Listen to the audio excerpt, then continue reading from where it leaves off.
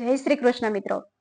કેસુડો પ્રકૃતિનું દિવ્ય વરદાન વાળો મારો વિડીયો જોઈ અને ઘણી બધી મમ્મીઓના એટલા ફોન કોલ્સ અને એટલા બધા મેસેજીસ આવ્યા કે જાગૃતિબેન, શું આ કેસુડો બાળકો માટે ઉપયોગી છે? તેનો ઉપયોગ કેવી રીતે કરાય?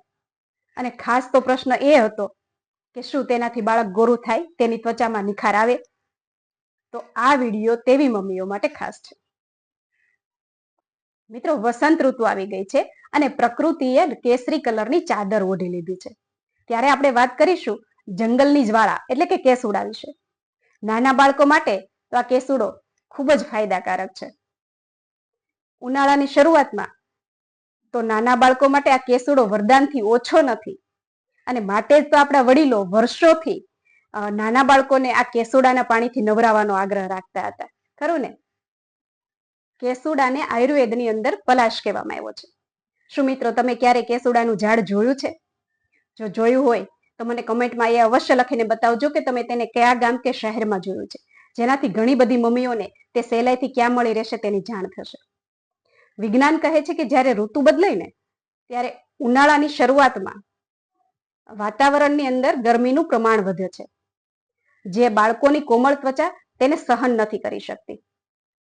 અને કેસુડાની અંદર કુદરતી રીતે જ ઠંડક આપનારું તત્વ રહેલું હોય છે. ધાર્મિક દ્રષ્ટિએ જોઈએ તો ભગવાન શ્રી કૃષ્ણ જ્યારે હોળી રમતા ત્યારે તેની હોળીના કલરની અંદર ફક્ત કેસુડાનો કલરનો જ ઉપયોગ કરવામાં આવતો હતો, કારણ કે ઉનાળાની કાળઝાળ ગરમીથી બચવા માટે શ્રેષ્ઠ આનાથી બીજું કંઈ નથી. આ કેસુડો સ્કિન ટોનિંગથી બચાવનારું ઉત્તમમાં ઉત્તમ ટોનિક છે. કેસુડામાં રહેલા ઔષધીય ગુણો જોઈએ તો જે બાળકને ઉનાળામાં વધારે અળાઈઓ થાય છે, ખંજવાળ આવે છે કે ચામડી લાલ થઈ જવાની સમસ્યા સતાવે છે ને, તે બાળકને આ કેસુડાની અંદર જે એન્ટીબેક્ટેરિયલ ગુણો રહેલા છે તેના પાણીથી જો નવડાવવામાં આવે તો આ તમામ સમસ્યાઓ જડમૂળથી દૂર થઈ જાય છે અને બાળકના શરીરને ઠંડુ રાખે છે અને તેને લૂ લાગવાનો ભય રહેતો નથી. અને જે સૂર્યના કિરણો હાનિકારક હોય છે તે આ બાળકની ત્વચાને રક્ષણ કરે છે અને કુદરતી રીતે જ સનસ્ક્રીનનું કામ કરે છે. મિત્રો, મારે અહીં તમને એક પ્રશ્ન પૂછવો છે.